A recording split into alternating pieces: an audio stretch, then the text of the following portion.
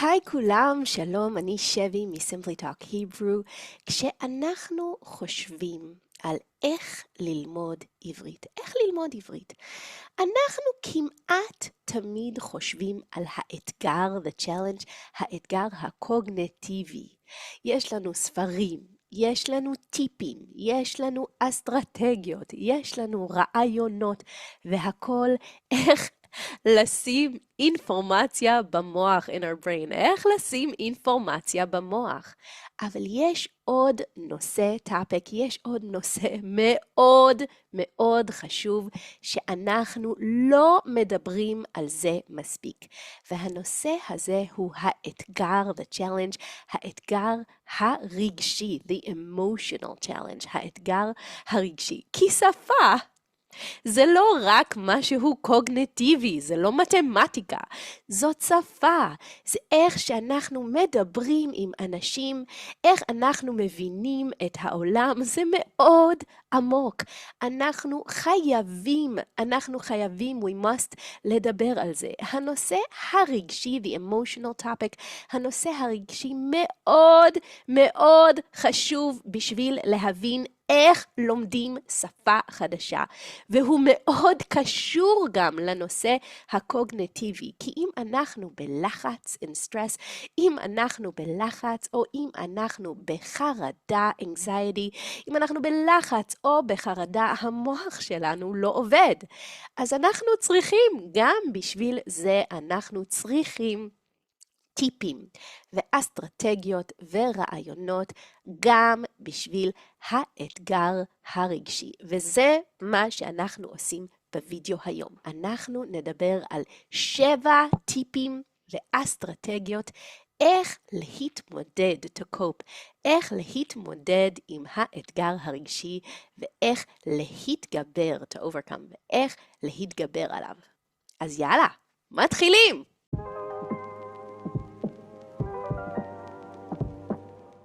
יש משהו מאוד מוזר כשאנחנו לומדים שפה.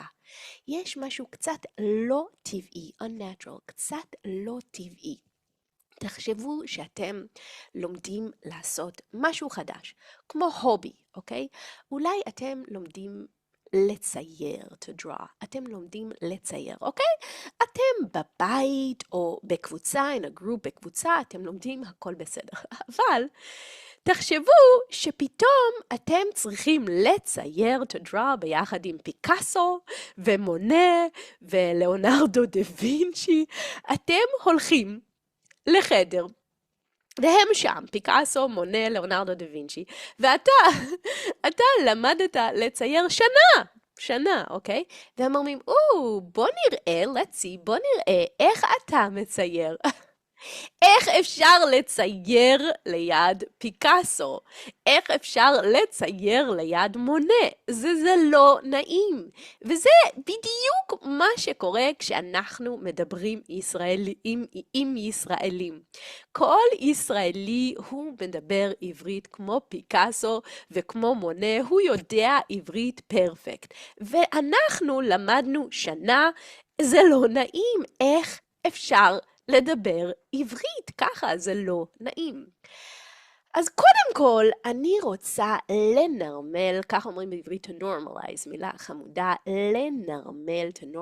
לנרמל את הסיטואציה הזאת. ללמוד שפה זה אתגר רגשי, emotional challenge, בהרבה מאוד רמות, וזה ממש לא פשוט.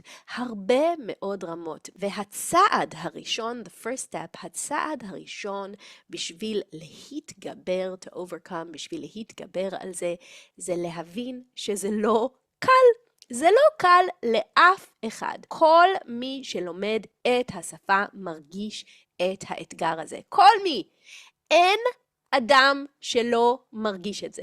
לפעמים זה רק קצת לא נעים, או שאני לא מרגישה כל כך ביטחון, confidence, ולפעמים זה ממש פוסט טראומה. אז יש סקאלה, אבל זה קורה לכולם. אני לא פגשתי מישהו שבשבילו זה smooth sailing והוא פשוט יכול לדבר בלי שום אתגר רגשי.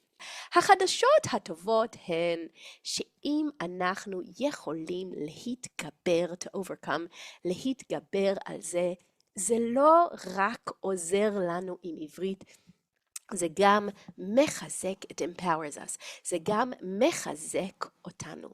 אנחנו יכולים ללמוד כלים, tools, כלים חדשים. אנחנו יכולים ללמוד איך להתגבר, to overcome, ולהיות יותר חזקים ועם יותר ביטחון, security, confidence, גם בעברית ביטחון זה גם security וגם confidence, להיות יותר עם ביטחון גם בדברים אחרים בחיים שלנו. אם אתם רוצים לדעת עוד על למה זה כל כך קשה ולמה לפעמים יש ממש פוסט-טראומה כשלומדים שפה, אחרי כל הטיפים בסוף הוידאו אני מדברת עוד קצת על הטראומה שלפעמים יש לאנשים כשלומדים שפה חדשה. אז יאללה, מתחילים!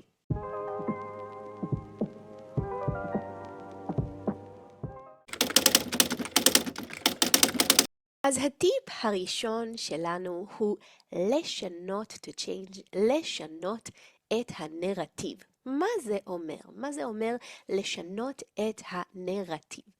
אני רוצה לחשוב על הסיפור שאנחנו סיפרנו, אוקיי? הסיפור של פיקאסו ומונה ולצייר the drawing. ואני רוצה לקחת את הסיפור ולהוסיף, להוסיף לסיפור משהו אחד קטן, אוקיי? אז הפעם, this time, אז הפעם בסיפור הזה הכל אותו דבר, אבל אני מוזיקאית מאוד מפורסמת, famous, אוקיי? אולי המוזיקאית, אם כבר זה פנטזיה, למה לא? אולי המוזיקאית הכי מפורסמת בעולם, אוקיי? הכי מפורסמת בעולם. ואז אני לומדת לצייר, to draw, ואני הולכת לחדר לפגוש את מונה ואת פיקאסו ואת דה וינצ'י. ואני באה לחדר ופיקאסו קצת awestrucken, הוא קצת ככה, והוא אומר, שלום שבי, וואו, אני כל כך אוהב את המוזיקה שלך. ואני אומרת, פיקאסו, תודה רבה, אני גם מאוד אוהבת את הציורים, you're drawing, את הציורים שלך, ומונה אומר, שבי, אני כל כך אוהב איך שאת מנגנת, you play, איך שאת מנגנת בגיטרה, אולי את רוצה ללמד, to teach, אולי את רוצה ללמד אותי, ואני אומרת, כן, בטח. אז אנחנו מביאים גיטרה ואנחנו קצת מנגנים ומונה, הוא לא כל כך טוב, אולי אני לא יודעת, הוא יודע לצייר to draw מאוד טוב, אבל הוא לא כל כך טוב בלנגן, ואנחנו עושים אקורדים, אוקיי, הכל מאוד מאוד נחמד, ואז הם אומרים, אנחנו שמענו שאת קצת לומדת לצייר, ואת אומרת, אני לא ממש יודעת לצייר, והם אומרים, בוא נראה, let's see, בוא נראה איך את מציירת. ואת עושה קצת משהו, ופיקאסו אומר, את צריכה קצת קומפוזיציה ככה, וקצת הנה פה צבע, והכל מאוד מאוד נחמד. מה קרה פה? למה זה סיפור כל כך שונה? So different. למה זה סיפור כל כך שונה? בגלל שפה אני לא כלום, אני לא nobody, אני מוזיקאית מפורסמת. אבל כשאנחנו פוגשים ישראלים, זה בעצם מה שקורה. אנחנו חושבים בראש, אפילו אם זה לא מודע, unconscious, אפילו אם זה לא מודע, בדרך כלל כשאנחנו פוגשים מישהו שמדבר עברית ממש טוב, הוא פה, כי זה העברית שלו, ואנחנו פה, ככה זה, אוקיי? הוא פה ואנחנו פה, אבל בעצם, actually, זה לא נכון, כי גם לנו יש שפה, אוקיי? אולי זה אנגלית, אולי זה פורטוגזית, אבל גם אנחנו מדברים שפה. אנחנו לא באים עם כלום. אז הוא פה עם העברית, ואני פה עם השפה שלי, בסדר? והוא לא יודע, או שהוא קצת יודע את השפה שלי, ואני לא יודעת את השפה שלו, אבל אנחנו שווים. We are equals. אנחנו שווים. וכשאנחנו שווים, הוא יכול ללמוד ממני, ואני יכולה ללמוד ממנו. אז אנחנו צריכים לעשות סוויץ'. סוויץ' במוח.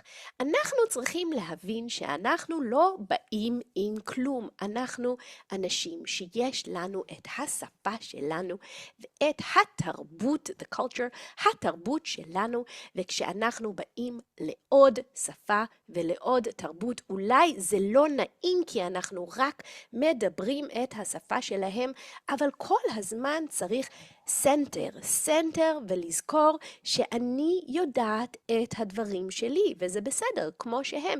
ואם הם היו באים לעולם שלי, בשבילם זה היה קשה. אז תמיד לחשוב שהעברית היא אקסטרה. אני כבר אדם מלא, full, אני אדם מלא, ואני עכשיו רוצה ללמוד עוד משהו. זה לא שאני אדם חסר, lacking. אני כבר מלא ואני לומד יותר.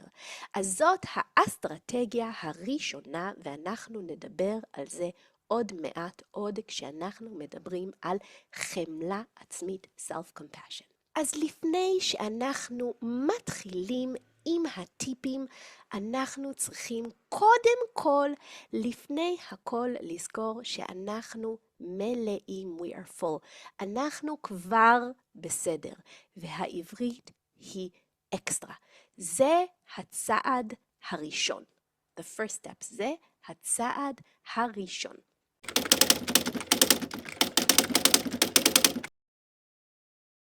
הטיפ השני הוא גם לעשות סוויץ' במוח, switch in our brain.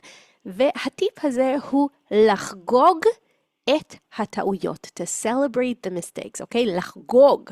לא להיות כזה, זה בסדר, אני יכולה לעשות טעויות, אלא ממש לחגוג, to celebrate, ממש לחגוג את הטעויות. למה? אנחנו מדברים הרבה פה בערוץ in the channel, על זה שכשאנחנו לומדים שפה חדשה, אנחנו עושים מפות חדשות במוח, in the brain. זה לא סתם ללמוד אינפורמציה חדשה או דברים, זה ממש rewiring של המוח, וזה לוקח הרבה מאוד זמן עד שהמוח לומד לעשות את כל הקשרים ו-connections. הדרך היחידה, the only, היחידה לעשות את זה, הדרך היחידה זה לעשות טעויות, mistakes, אוקיי? תחשבו על ילד שלומד לנסוע בסקייטבורד. איך זה קורה? הוא רוצה לעשות טריקים בסקייטבורד. והוא נופל, he falls, הוא נופל, ואז הוא עוד פעם, הוא נופל ועוד פעם. וכל פעם המוח, the brain, לומד להיות יותר מדויק, exact, יותר מדויק ויותר מדויק ויותר מדויק. למה? למה צריך לעשות טעויות, mistakes. אז יש מחקרים, זה מאוד מאוד מעניין, יש מחקרים, research, והמחקרים אומרים לנו, והם ממש מראים, they show, איך בזמן, זה ממש מדהים, בזמן שאנחנו עושים טעות, mistake, יש סיגנלים מיוחדים, ספציפיים במוח, שאומרים, זאת טעות. למה? איך אנחנו לומדים? המוח צריך ללמוד מה לעשות. אבל, וזה ממש ממש קריטי, המוח צריך ללמוד גם מה לא לעשות, אוקיי? אז בשביל זה אנחנו צריכים ללמד, to teach, ללמד את המוח, the brain, מה צריך לעשות, וגם ללמד את המוח מה לא עושים, מה זאת טעות, אוקיי? אז כל פעם שאנחנו עושים טעות, יש סיגנלים במוח שאומרים למוח, זה טעות, אז צריך לעשות סוויץ' בראש שלנו, ולהבין שגם כשאנחנו עושים טעויות, mistakes, אנחנו מתקדמים, בסדר? אנחנו הולכים קדימה. זה מאוד לא אינטואטיבי, זה ממש ממש לא אינטואטיבי, אבל זאת מנטרה מאוד מאוד חשובה לזכור. זה לא שאנחנו הולכים ככה וככה וככה לא, לא, לא, לא. כל הזמן אנחנו הולכים קדימה, to the forward. גם כשאנחנו עושים טעויות, אנחנו הולכים קדימה. כי בשביל להתקדם, to move forward, חייבים, you must, חייבים לעשות טעויות, וכל טעות מביאה אותנו קדימה.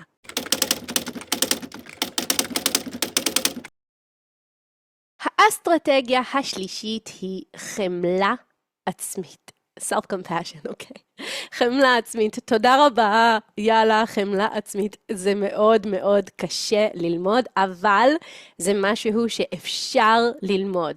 וזה משהו שהוא חשוב בשביל כל דבר בחיים אנחנו צריכים חמלה עצמית, self-compassion, אבל פה כשאנחנו לומדים שפה, זה ממש קריטי, כי אם אנחנו, ויש גם על זה מחקרים, research, שאם אנחנו כל הזמן חושבים, איפה אני עושה טעות, למה אני עושה טעות, אי אפשר ללמוד, ובטח אי אפשר לדבר ככה, ואנחנו דיברנו על זה גם בווידאו עם האלכוהול והעברית, שכשאנשים, ויש מחקר, research, שכשאנשים שותים אלכוהול, הם מדברים שפה חדשה יותר טוב, כי האלכוהול הוא מוריד את lowers, הוא מוריד את הביקורת, criticism, את הביקורת שלי, ואז אני מדברת יותר טוב. יש משהו מאוד יפה שקארל רוג'רס, שהוא היה פסיכולוג, הומניסט, הוא אמר פרדוקס מאוד מאוד יפה, ככה הוא אומר, רק כשאני מקבל את עצמי, when I accept myself, ככה אומרים בעברית, רק כשאני מקבל את עצמי כמו שאני, אוקיי? רק כשאני מקבל את עצמי, accept myself כמו שאני, the way I was, רק אז אני יכול להשתנות, to change. זה פרדוקס כל כך יפה, ואני מאוד מאוד אוהבת אותו, ואני חושבת שזה מאוד רלוונטי גם פה. כי רק אם אנחנו בחמלה עצמית, with self-compassion, בחמלה עצמית, ואנחנו מבינים שאנחנו כבר מלאים, we're already full, ושזה בסדר, ואפילו חשוב וטוב לעשות טעויות, mistakes, רק ככה אנחנו יכולים ללמוד את השפה. אז יש פה פרדוקס. אז איך עושים את זה? איך לומדים להיות בחמלה עצמית? אני מאוד אוהבת את הטופיק, את הנושא של חמלה עצמית. אולי פעם אני אעשה וידאו על זה גם. חמלה עצמית, self-compassion, זה עבודה של חיים שלמים. אבל יש טיפ מהעולם של הפסיכולוגיה הקוגניטיבית שיכול מאוד מאוד לעזור. בשביל ללמוד להיות בחמלה עצמית and self-compassion, אנחנו צריכים קודם כל, לפני הכל, לזהות, to identify, לזהות את המחשבות הרעות שיש לנו. הפסיכולוגיה הקוגניטיבית אומרת שזה מחשבות, thoughts, זה מחשבות אוטומטיות שאנחנו לא שמים לב, we don't realize, אוקיי? בשבילנו זה רגיל. אנחנו חושבים מחשבות שהן לא טובות לנו. מחשבות בלי חמלה, without compassion. מחשבות כמו, אני תמיד עושה טעויות, I always make mistake, או אני אף פעם לא אלמד, או אני כישלון, I'm a failure, או כולם צוחקים, everybody's laughing, כולם צוחקים עליי, או כל מיני מחשבות, כל אחד עם המחשבות שלו, וזה דברים שאנחנו לא שמים לב. מחשבות, thoughts, מחשבות אוטומטיות. אז דבר ראשון, לשים לב, to realize, ללמוד, לזהות, to identify, לזהות את המחשבות האלו. ואז אנחנו צריכים מנטרה אחת, מחשבה אחת. מנטרה שאנחנו חושבים עליה כבר עכשיו כשאנחנו מדברים, לפני המחשבות האוטומטיות. אנחנו צריכים לקחת מנטרה, וזה יכול להיות, בסוף של הוידאו אני רוצה לתת כמה מנטרות, ואתם יכולים לבחור to choose. אז מה מנטרה? כמו אני כבר מלאה, I'm ready full, והעברית היא רק אקסטרה. או אני רוצה לעשות טעויות, I want to make mistakes, אני רוצה לעשות טעויות, זה לא רע, זה טוב, זה מנטרה ממש ממש טובה. או מנטרה, וזה מה שאני עשיתי כשאני למדתי צרפתית, אני אמרתי, הם לא יודעים עברית, אוקיי? אני יודעת עברית, הם לא יודעים עברית. וזה חשוב, זה מאוד מאוד עזר לי. כל פעם שאני הייתי קצת ב-awkward כזה, ואמרתי, בסדר, אני לא יודעת צרפתית, פרנץ', אבל הם לא יודעים עברית, אז זה גם מנטרה, אוקיי? הם לא יודעים פורטוגזית, או אנגלית, או רוסית, או מה שאתם מדברים, בסדר? אז יש כמה מנטרות, אנחנו ניקח את המנטרה הכי טובה בשבילנו, וצריך לחשוב על זה הרבה לפני המחשבות הרעות, ממש עכשיו לחשוב, וצריך מנטרה שאנחנו יכולים להחזיק חזק, ומנטרה שאנחנו מאמינים, we believe, אנחנו מאמינים בזה ב100%, מנטרה חזקה שאנחנו ממש יודעים שהיא נכונה, she is true. ואז כשהמחשבות האוטומטיות באות, אנחנו אומרים, יש לי מנטרה, אוקיי? ואנחנו לוקחים מהמדף, from the shelf, אנחנו לוקחים את המנטרה, ואנחנו מחליפים, we switch, אנחנו מחליפים את המחשבות. וזה יכול לעזור בכל פעם שאנחנו חושבים מחשבות לא טובות ובלי חמלה, compassion, אנחנו לוקחים את המנטרה ושמים את זה בראש, וזה יכול לעזור לאט לאט להיות יותר ויותר עם חמלה עצמית, עם self-compassion.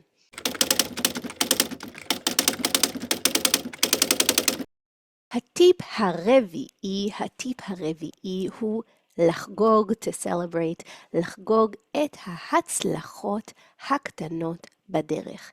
למה זה כל כך חשוב? כי הרבה אנשים הם חושבים, אני יודעת עברית, אני לא יודעת עברית. הם חושבים שזה, יש לנו, זה בא מאנגלית, אנחנו אומרים, משחק סכום 0, a sum zero game, בסדר? הם חושבים שזה משחק סכום 0, או שאתה יודע עברית, או שאתה לא יודע עברית וזהו. אבל זה לא נכון.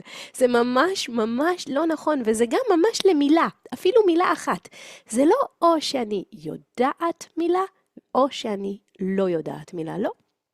כל פעם שאנחנו לומדים מילה, אנחנו לומדים ואנחנו יודעים קצת, ו90% מהפעמים of the times אנחנו שוכחים, ואז זוכרים עוד קצת ועוד קצת ועוד קצת, עד שאנחנו יודעים 100%. זה אף פעם לא דיכוטומי. אז מאוד חשוב כל הזמן, כל הדרך להגיד, וואו, אנחנו הצלחנו, ובאמת בבית ספר שלנו אנחנו עושים מסיבה, כל מי שהיה בבית ספר יודע, אנחנו ממש עושים מסיבה גדולה, כל פעם שאנחנו מסיימים קורס, אנחנו שותים לחיים, ואנחנו אומרים מזל טוב, כי זה חגיגה, אוקיי? זה לא אומר שאת יודעת עברית, את לא פרפקט, את לא 100%, אבל את יודעת הרבה, זה מאוד חשוב. אז לחשוב על זה ככה, לא לחשוב, אני לא יודעת עברית. את כן, את יודעת או אתה יודע, אתם יודעים הרבה מאוד, וכל פעם שאתם לומדים משהו חדש, זה ניצחון, it's a win, וצריך ללמוד לחגוג, to celebrate, לחגוג את כל הניצחונות הקטנים. זה עוזר לא לחשוב על הדברים הרעים, לחשוב על הדברים הטובים. זה שם את המוח, our brain, במקום יותר חיובי, וככה אפשר להתקדם, to go forward. הטיפ החמישי זה לזכור שאנחנו כל הזמן לומדים. דיברנו על זה קצת עם הטעויות, the mistakes, גם כשאנחנו עושים טעויות אנחנו לומדים, אבל גם המוח, the brain, המוח שלנו הוא כזה מדהים, ואנחנו אפילו לא יודעים, ולא תמיד זה הולך ככה, לפעמים זה קפיצה, it's jumps, אנחנו מדברים ופתאום יש קפיצה, למה? כי כל הזמן אנחנו לומדים, ואנחנו אפילו לא יודעים. אז תזכרו, גם אם אתם לא רואים בעיניים שאתם יודעים יותר, כל הזמן המוח, our brain, המוח שלנו עובד, וכל פעם שאתם לומדים משהו חדש קטן, זה עוזר להרבה דברים אחרים. אם אתם לומדים פתאום מילה פה, זה עוזר גם למילה אחרת, ואתם לומדים דקדוק פה, זה עוזר גם להבין סלנג, והכל ביחד, כי זה שפה, והכל קשור. Everything is connected.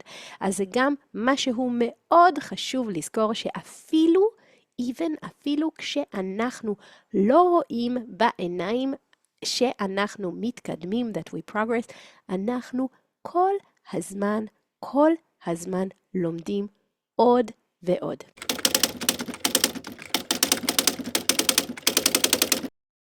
האסטרטגיה השישית היא ממש פרקטית. אנחנו רוצים להיות במיינדסט יותר חיובי, פוזיטיבי, בסדר? אז לכן אנחנו אומרים את כל הדברים האלו, לחשוב על זה יותר פוזיטיבי. אבל משהו אחד יכול ממש פרקטי, יכול לעזור, וזה להיות עם עוד אנשים שלומדים עברית. זה מאוד חשוב. שפה זה לא רק קוגניטיבי, שפה זה משהו חי, משהו של אנשים.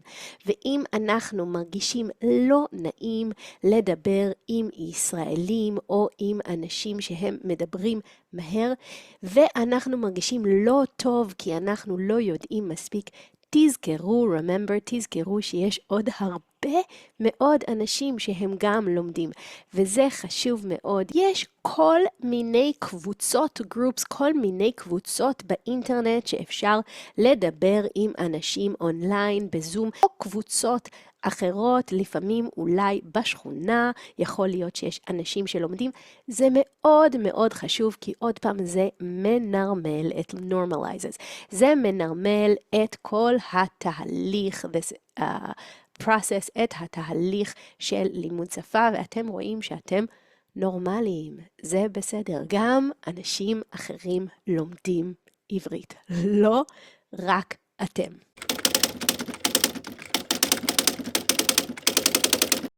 והאסטרטגיה האחרונה היא לכבד, to respect, זה בא מהמילה כבוד, כבוד is honor or respect, אוקיי? לכבד את כל האנשים שבאים ולומדים את השפה שלנו ואת התרבות, the culture, את התרבות שלנו, ובאים לארץ שלנו. האנשים האלו לא עושים דבר כל כך קשה. הם עוזבים את העולם שלהם, את המשפחה, את החברים, והם באים לארץ חדשה, והם לומדים הכל מאפס, from zero. הם לומדים הכל מאפס, ואנחנו צריכים לחשוב, וואו, איזה דבר מדהים.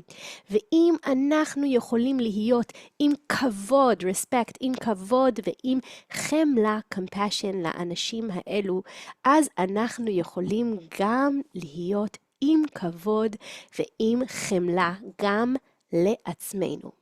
ובאמת, בתורה יש מצווה, commandment, ואהבתם את הגר, כי גרים הייתם בארץ מצרים. מה זה? You should love the stranger because you were a stranger in Egypt.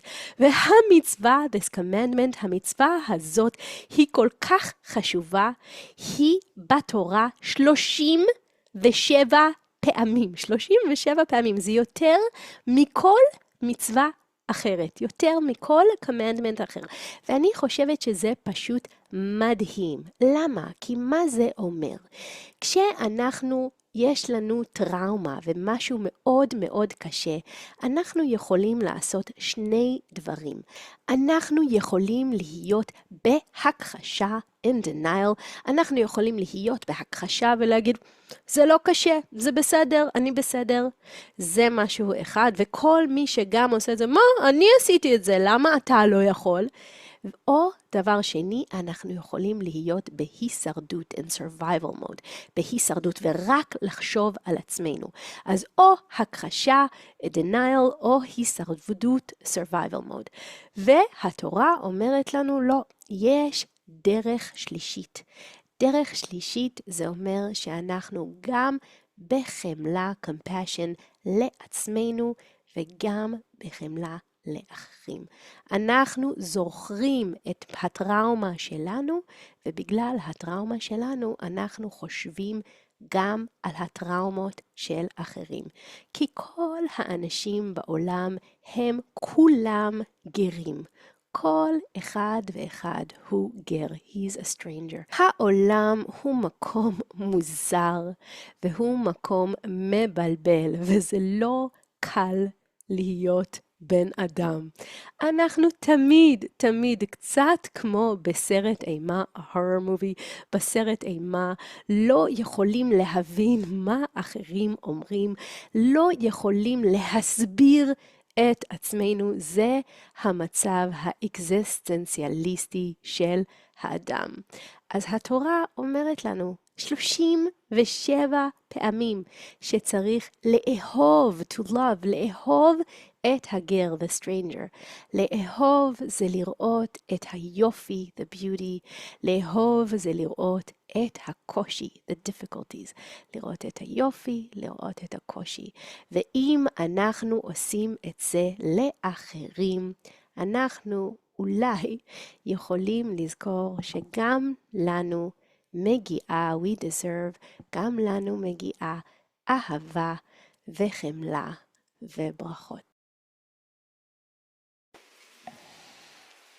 היי, כשאני עשיתי את הוידאו, אני דיברתי הרבה גם על, קצת יותר על למה זה כל כך קשה וללמוד שפה, ולמה זה יש אפילו לפעמים פוסט-טראומה. אבל אז אני ראיתי שאני לא מדברת על הטיפים, ואנשים שרוצים לראות את הוידאו רוצים טיפים. אז אני לקחתי את כל הקטע, the segment, את כל הקטע שאני מדברת על הפוסט-טראומה, ולמה זה כל כך קשה, ואני שמתי את זה פה בסוף. אז אם אתם רוצים, אתם יכולים לראות את זה. תחשבו שאתם חולמים חלום, a dream, חלום רע. אתם רואים חבר, ואתם צריכים לומר משהו חשוב. אבל כשאתם מדברים, המילים הן לא יוצאות מהפה. אתם מנסים, you try, אתם מנסים, והוא עומד, החבר, והוא אומר, מה? ואתם, המילים לא יוצאות מהפה, אתם, והוא אומר, מה את רוצה?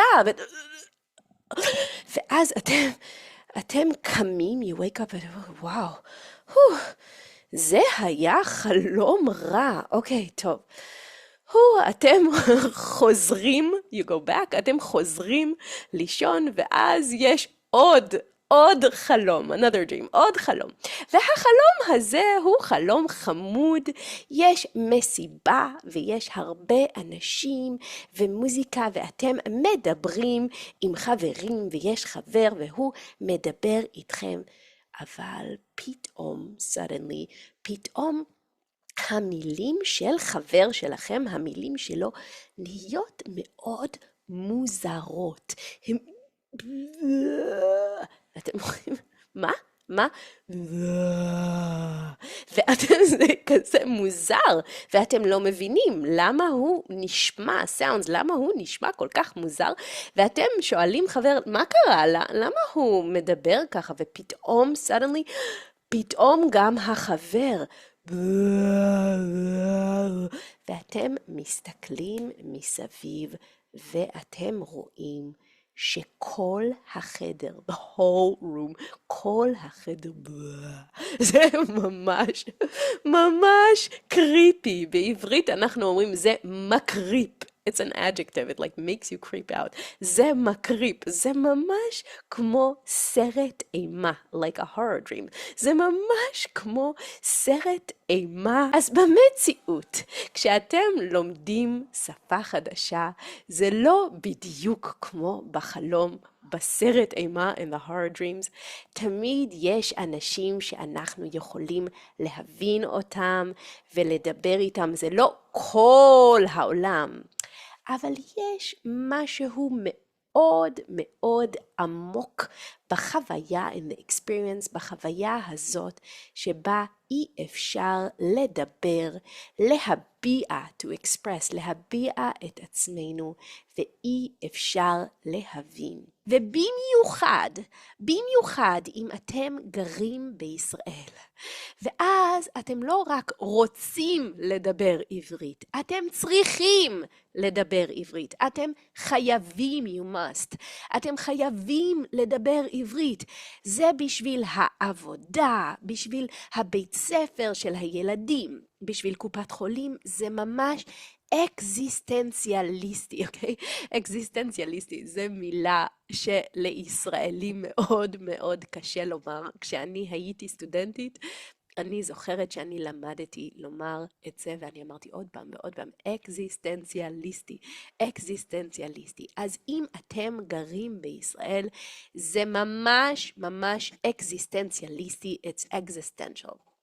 ואני, בעבודה שלי, אני פוגשת הרבה מאוד אנשים שרוצים ללמוד עברית, הרבה מאוד. ולפעמים אנשים ממש בפוסט-טראומה, אני לא צוחקת, I'm not kidding, אני לא צוחקת, אני מאוד מאוד רצינית. אנשים ממש בפוסט-טראומה. יש להם היסטוריה קשה עם עברית. הם למדו והייתה מורה קשה ולא טובה, ואז נולד להם תינוק, ואחר כך הם חזרו, ועוד פעם מורה לא טובה, והיה קשה, והם לא הבינו, והילדים מתביישים, are embarrassed by them, הילדים מתביישים, והכל פשוט יותר מדי, too much, יותר מדי, וכשהם חושבים על עברית, הם ככה. אוקיי? והצעד הראשון, the first step, הצעד הראשון בשביל להתגבר, to overcome, בשביל להתגבר על זה, זה להבין שזה לא קל. זה לא קל לאף אחד.